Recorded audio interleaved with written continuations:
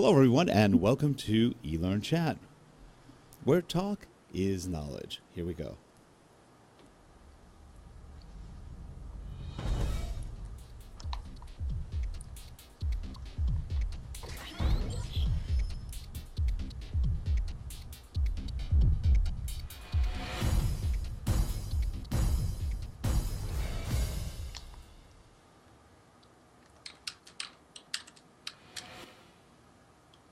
Hi everyone, I'm Mgmt, and welcome to eLearnChat. Today we've got a great show lined up for you, and before we get going into that, let me introduce everybody. We've got with us Lisa Goldstein today. Good morning. And Zaxbys CLO, Richard Fletcher. All right. Hi, good morning. Hey Lisa, good morning. How you doing? I'm doing great. Thank you for filling in on Dawn's shoes today. I know it was sort of last moment, but we appreciate you being here. She is Absolutely. on the road, for all those who are wondering. On the road again. So Lisa, tell us a little bit about what you've been up to before we get going with our guest. Well, I started late last year with Nielsen, and a wonderful company to work for.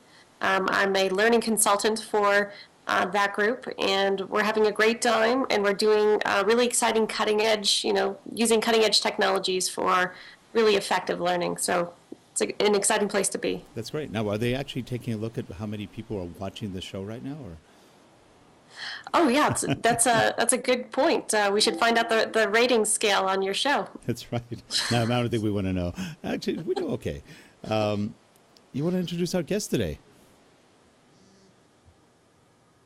Lisa? Oh, yes. Oh, I'm so sorry. Yes. With us is Richard Fletcher.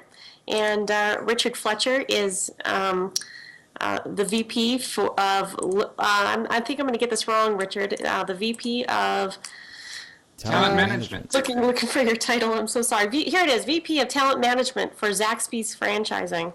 My apologies. No worries. So how are you today, Richard? Excellent. I'm near the Atlanta market, and it's 70 degrees outside, so we've recovered from our snow apocalypse last week, so it's just an excellent week.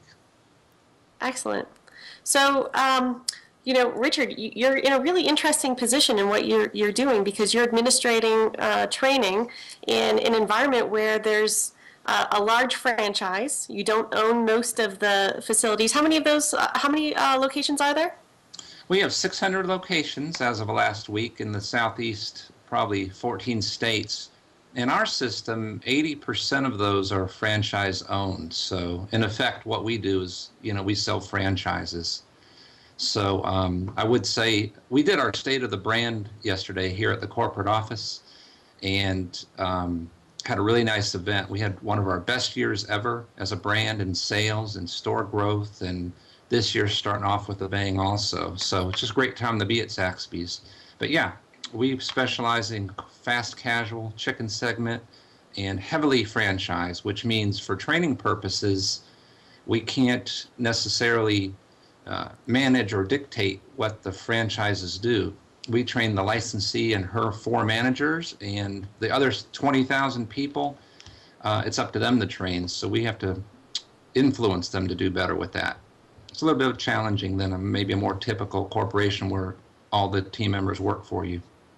And that's a great point. So how do you, work on consistency in your training when you're trying to make sure that the staffing throughout these organizations are offering consistent service and everything else that you expect them to do? And all you can affect are the senior leadership at each of these locations. What do you do to in that kind of environment to manage that training? And I'm so happy you use the word consistency. When you buy a franchise, you're really only buying 2 things. You're buying the brand name and the system. And like McDonald's, who's probably the best franchisor ever, when you go into one of our restaurants at Zaxby's, you want it to be exactly the same as the other one. Otherwise, what's the point of franchising? Everybody could open their own restaurant, right? So for 24 years, we have focused extremely heavily on ensuring the owner of the restaurant goes through a very stringent training program. It's 8 weeks long, and we require her 4 managers to go through it as well. And that has served us pretty well so far in the first 24 years. lately the challenge is some of our franchisees are wanting to buy a lot of stores. We're actually going to be opening close to you in Utah on Monday near Salt Lake City. Our first licensee there is going to open 15 locations, and he is not going to be working in the stores, so training him won't be of any value. So the challenge for us is, how do we maintain that consistency and convince the licensee to do a really good job at training those hourly employees in the store? And I think the best practice in learning is, it's not the method, it's not the content necessarily. That the most important thing is the manager after the fact, as we all know. So we have to create stuff that provides value to the licensee, that he or she wants to do it. So everything we create, we make sure it meets their needs, their unique needs, the business needs, and everything we create is scalable, meaning it can be used by a cook, a cashier, or an owner. So while we are required to train the owners, the content we create can be reused for team members. So years ago, everybody had to come here to Athens, and that won't work when you're opening hundreds of stores. So we do have a small network of training facilities, but what we really did in the last couple of years was leverage the use of technology to provide content to our licensees in any fashion they need it. So we provide it in print, we do e-learning, we do some webcasts, we do face-to-face classes. We are ensuring that they can get the training content the way they want it, and they're in charge of it. So if it's high quality and valuable to them, they'll use it. So at least that's our philosophy on it. And it's a big challenge because we can't direct them to use it. We have to influence them to ensure that they want to use it. So I've spent a whole lot of time doing what great training professionals should do, which is proving that the training has an impact on the business. So we spend a lot of effort every year showing that the stores that do a really good job with our training programs do better than the system average. And our training facilities, for instance, do better on every metric, whether it's sales, food costs being low, average ticket, guest complaints. So we don't spend all of our time creating and maintaining training products. We spend a significant amount of time not doing a real ROI, because that's really tough to do, but trying to prove value. And I think that's the secret. Two things: prove that it's valuable with some numbers, and meet the audience's needs. So we do what we think our licensees need almost more than what we think we need, because they all have different needs.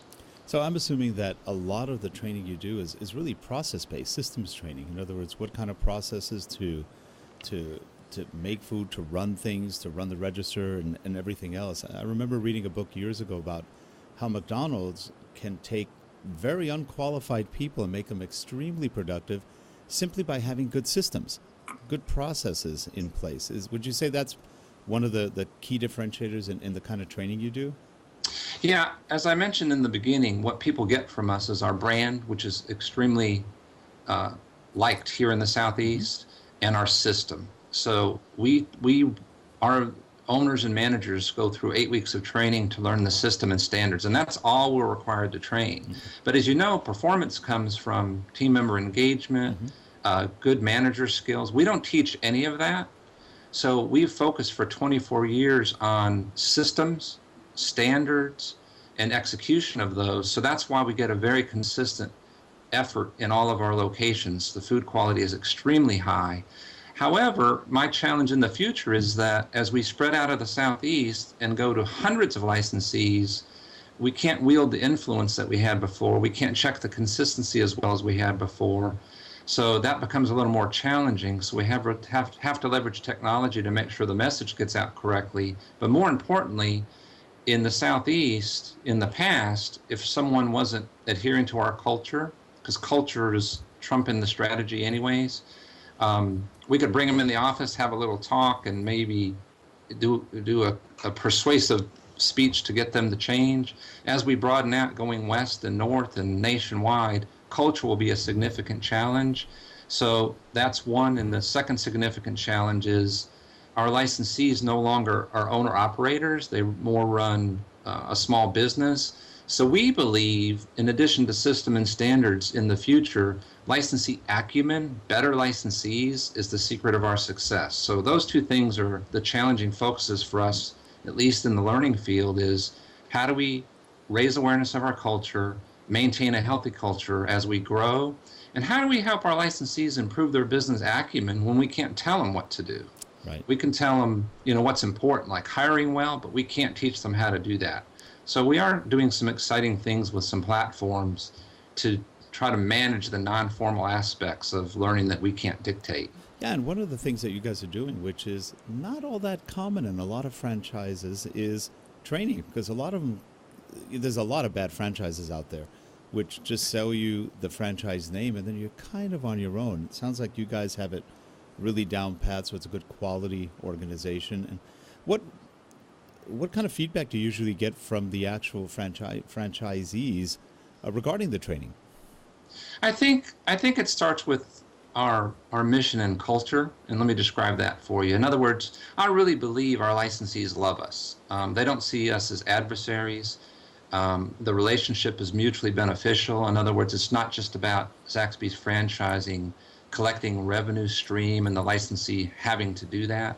We're really more about providing encore experiences to enrich lives. So in this example, the point of the franchisee is to run and own their own business, but it has to be mutually beneficial. In other words, they have to get something out of it, we have to get something out of it. So in the first 24 years, we focused a lot on building strong relationships. Yes, we make them follow standards, but we really have their interest at heart. So interestingly enough, our executives have about 100 stores of their own. So everything we ask our licensees to do, our executives have to do in 100 locations. So we would never do anything that wouldn't be at the best interest of unit level economics or helping the licensee enrich their lives in some way. So culturally, I think we've done a better job of maintaining relationships. And because of those strong relationships and because of that strong culture of it's a partnership, we all believe in high standards. And I wanted to mention, all franchises focus on the paying guest, who comes into the store, but we have a very strong value of developing talent. So one of our core values is that. So whether you come to work here at our franchise office, whether you come to work as a cashier or a cook in the store, whether you start off as a licensee for one location, really the goal at the end of the day is whether you're here 3 months, 1 year, or 20 years, your life should be enriched because you grew. In other words, you got better.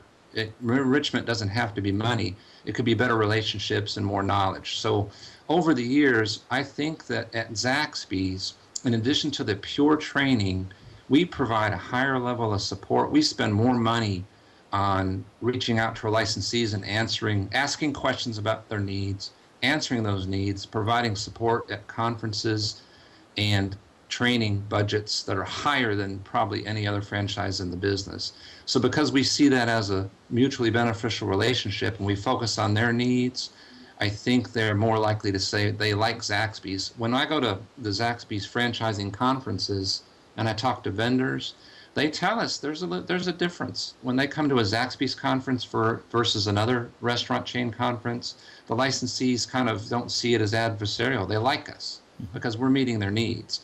I mentioned that in the future the challenge is how do we develop them on areas that we can't really influence them on or direct them on.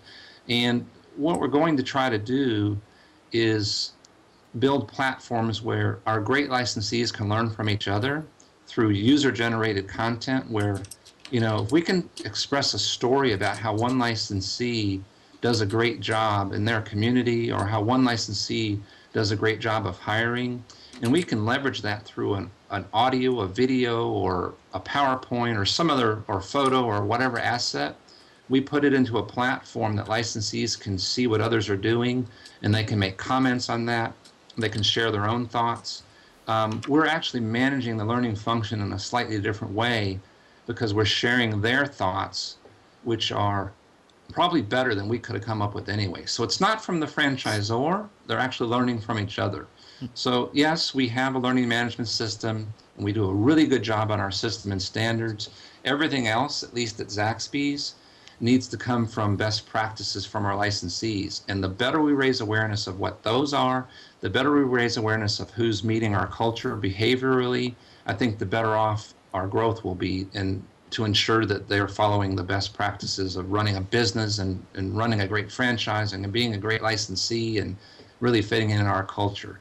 So we're really proud of this system we built this year, which is called Engage. And it's really it's a user-generated content management system where our licensees can provide content. We can put content on it from leadership voice.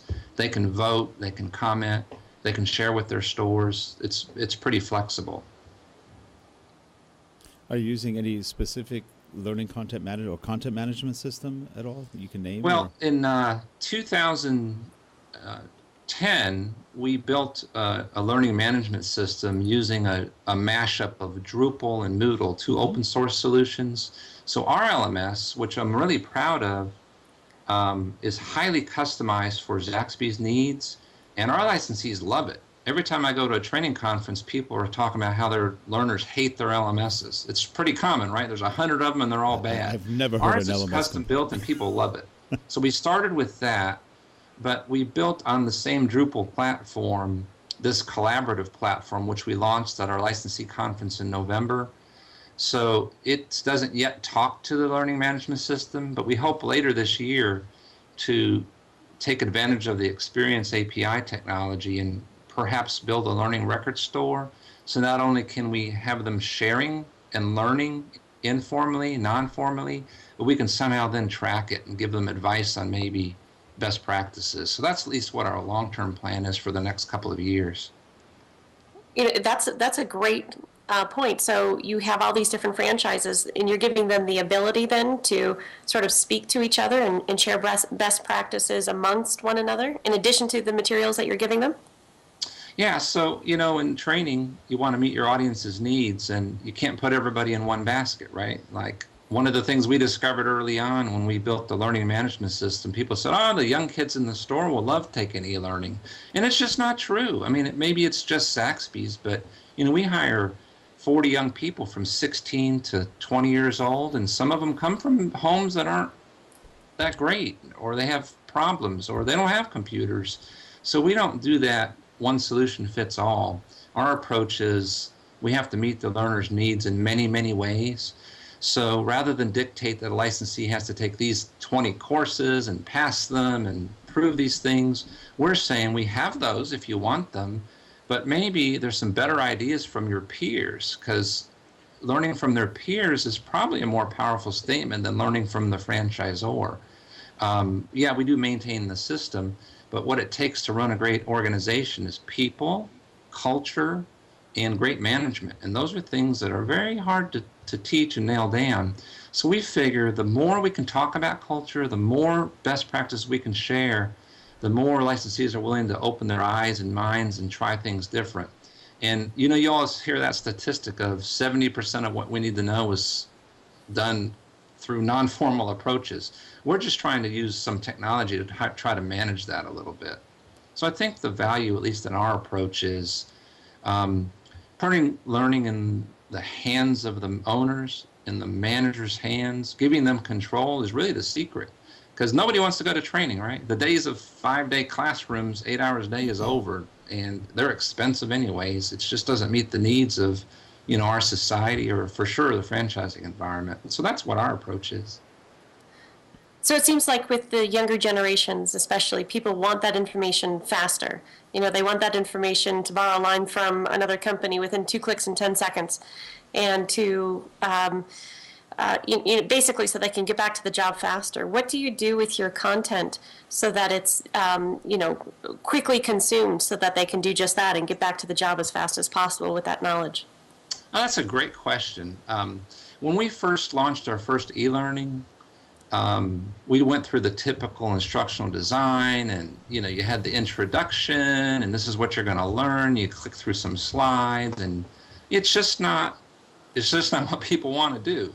And I talked to our general managers in the restaurants, and they said, I don't care what it looks like. I got a cashier. I have like 10 minutes. I want her to learn something and then get to work. And frankly, Once one of our hourly people's been there 2 weeks, there's no more time for training. They got to produce. They got to get on the fryer. They got to get to work. So all of our formal learning is really, really small segments, and we don't focus a lot on making it glamorous. We get straight to the nuts and bolts of the content. That's the first step. The second step was, even though we have 90 courses and tests in our learning management system, we don't prescribe what order they need to do it in. I don't know what order they need to do it. I don't know who they're hiring. I don't know how good they are at running a fryer. I don't know how good they are at a flat top grill. So our licensees, through our LMS, which we call the Zaxbys Learning Center, in the learning plan is totally customizable. In other words, we've given them credentials. We train them.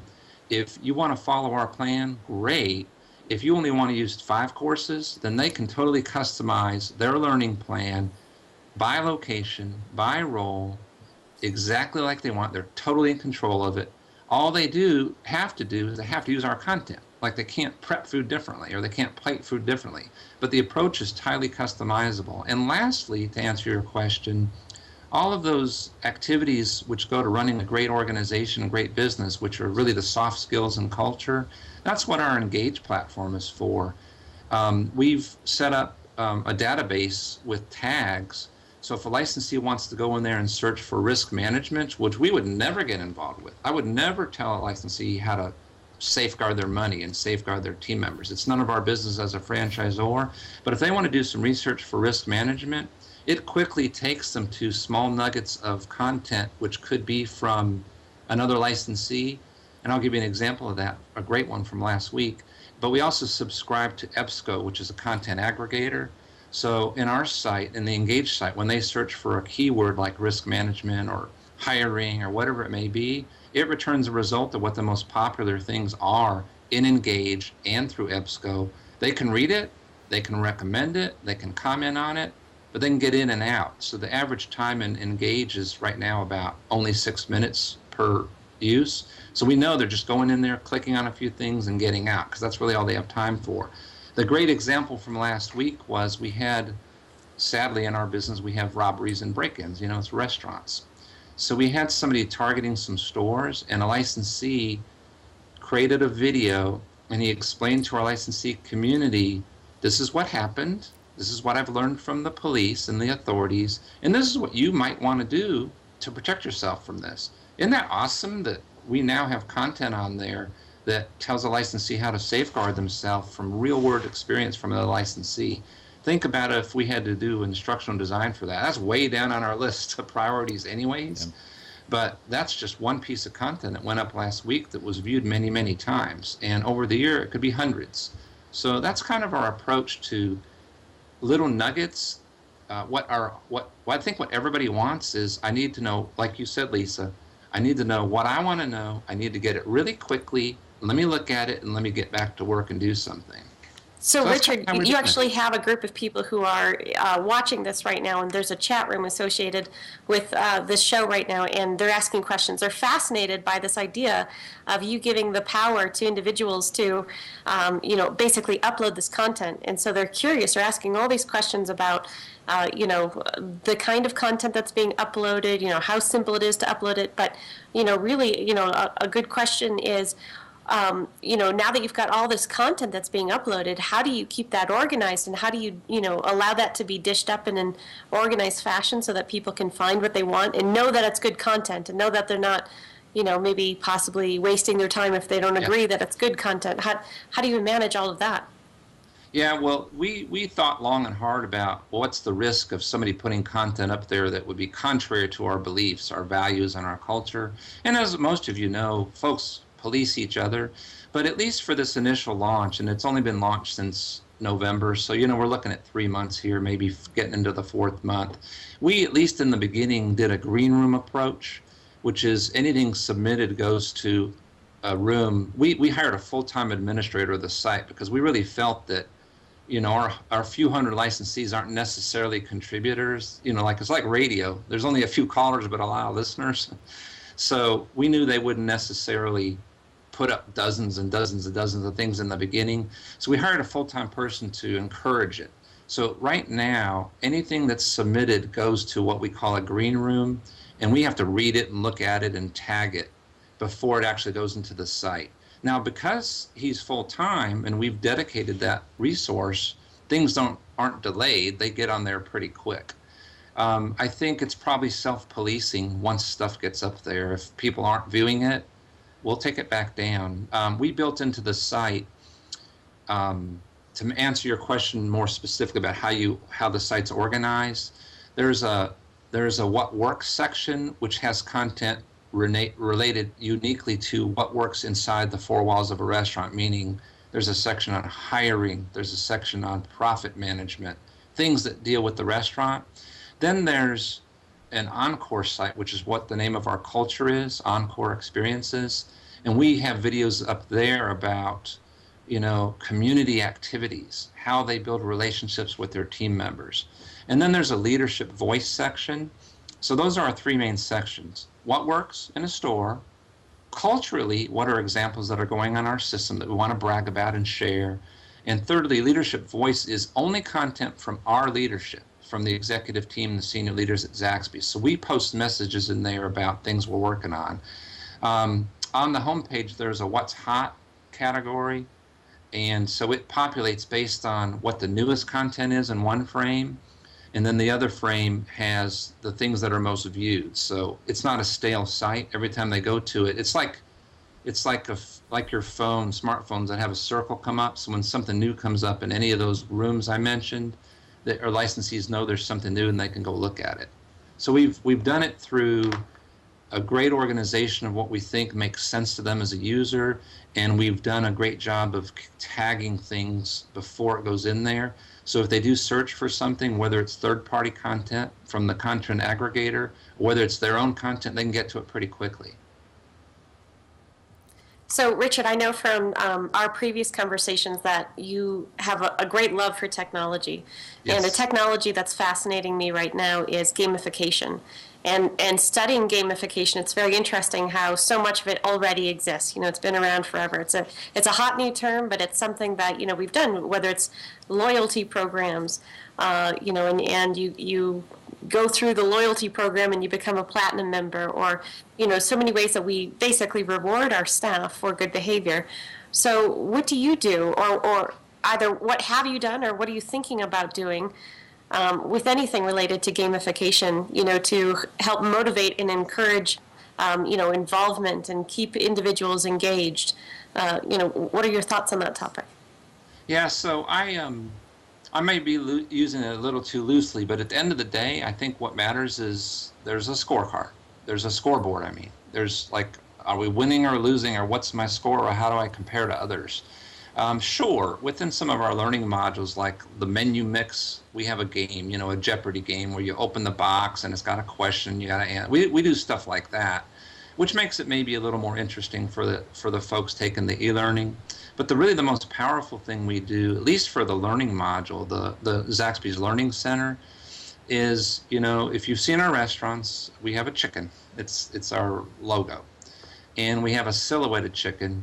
So for Zaxby's Chicken University, we have a silhouetted chicken with a mortarboard on their head, because it's a university thing. When every learner logs in, their chicken displays as a percentage, like a thermometer, how complete they are with their training. And our young folks, or the folks taking the learning, don't like it when it's not full. The chicken fills up. When it gets to 100, it goes to a splashier, celebratory gold fireworks going off thing. But what's interesting is they call it feeding the chicken. I don't know how that happened, but that's what they call it when they take training. So they kind of like doing it because they want to win. So as we add a new course or an update course, the thermometer goes back down. So they got to constantly check it to see if it's full. And they like that component. For the owner, for the licensee, she can see how the report shows how all of the team members in her store scored, like on a bar graph, and she can see how her stores score. So what we're really talking about as far as gaming, like the Olympics, it's really about who's winning. And like I said earlier in the chat, we spent a lot of time sharing with our licensees that it matters. And we brag and say, these are the guys that are doing it the best. These are the guys that are more compliant. They're at 84% in training compliance, and look at their numbers. They score higher. The thing we tested in the last 6 months, though, that I'm really intrigued by, training is just changing a behavior, and training's pretty simple. It's either finished or not. But what's most important at work is execution. What's most important at work is discretionary effort, and are you living the mission and fulfilling the culture? So in our learning management system, we built a second platform, which is the word Encore. I wish I could show it to you. I don't have one in front of me. But if you do things that are culturally significant, like the way you help a guest at the counter, or the way you maybe as a cashier go back to your school, or the Girl Scouts, or whatever you're involved with in the community, you get credit for that. And we have this word Encore that's a puzzle, and each time you do an activity that the manager says, yes, this is how you're supposed to be working in the store behaviorally. It's not about what you know, but you're actually doing it correct. A little piece of the puzzle appears, and then when we have 6 letters in the word Encore. E is for egg, which is excellent, genuine, and gratifying experiences, and the C is for community. Like, we don't want our folks just to go to work, clock in, and go home. We want them to be outstanding members of the community. Each time they fill a letter, they get a little prize, and they get a certificate that they can print off the Learning Center. And then at the end of it, there's only a few people that make it to the end, and they get an Encore pin. So our gamification isn't about fancy characters that talk to each other. It's really more about, you see how you're compared to the others in the store. There's a scoreboard, and we try to incorporate interactivity in our courses. We do that. We do a little bit of gaming on that just to make it a little more interesting and fun. But as I told you earlier, they don't want to do that for a long time. They want to get in and out. What's more important, at least in our environment, because it's fast-paced and there's nowhere to do training in a store, they just want to win. So this has been a very positive thing for our stores. I think the licensees love knowing who's ahead and who's not. That's great. And with that, we're going to come to the end of the show. We've been going on for about 31 minutes, and that was excellent. And I think it gives people a lot of things to think about, what to do with training and how to roll out training, because you guys are rolling out training to quite a few people. So yes. That's exciting. Richard, really glad you could make it today, and hopefully we can get you back another time, maybe get a little deeper into some of the technology you're using, maybe tools, things like that, because I know people always have an interest in that. And Lisa, any other final comments in the chat room? I think that training sounds fun. What do you think, Rick? I'd love to play with his training. Doesn't it sound like it's a good time? It does. And one of the things, Richard, as you were talking, I was thinking of generational learning and how little that's actually really looked at by many companies. They just kind of ignore it. You're dealing with 16 or 15 to 20-year-olds. Yes. A lot of them are not readers. So I'm assuming there's not a lot of reading you're doing. There's probably a lot of graphics, pictures, processes, things that get them engaged without having to really exercise the reading ability all the time. Correct? Yeah, well, we thought we'd put them in a box and say they want to do e-learning. It's got to be interactive. But, frankly, I would characterize myself as a 50-year-old millennial. Okay. As I told Lisa, I love technology, probably more. Yesterday at State of the Brand, I posted on 3 social media sites. So I'm not 16, right, but I do want that. Yep. But we have a lot of our 16 to 18-year-olds that, frankly, they'd just as soon read the book.